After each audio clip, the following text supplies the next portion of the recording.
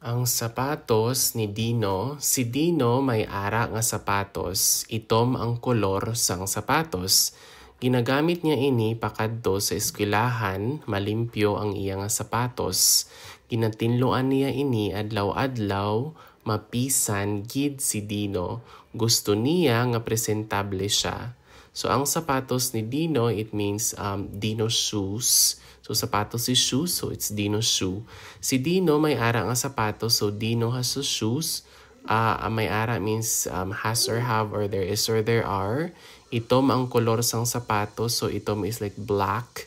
And then color is color, so the color of the shoes is black. Ginagamit niya ini pakadto sa eskwelahan, gamit is use. So pakadto is like on the way to or going to school is eskwelahan. So he uses this to go to school or when going to school. Malimpyo ang iya sapatos. When we say malimpyo, that means clean.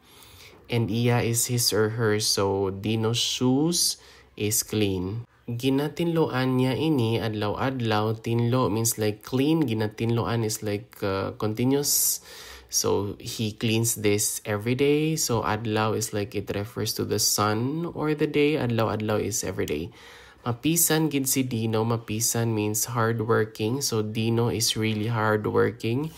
The gid here is an intensifier. Gusto niya nga presentable siya. So he wants or he likes it that he's presentable. Gusto is like. So ang sapatos ni Dino, si Dino may ara nga sapatos, itom ang kolor sang sapatos, ginagamit niya ini pakadto sa eskwelahan, malimpyo ang iya sapatos. Ginatlinloan niya ini adlaw-adlaw, mapisan gid si Dino, gusto niya nga presentable siya. Ang sapatos ni Dino.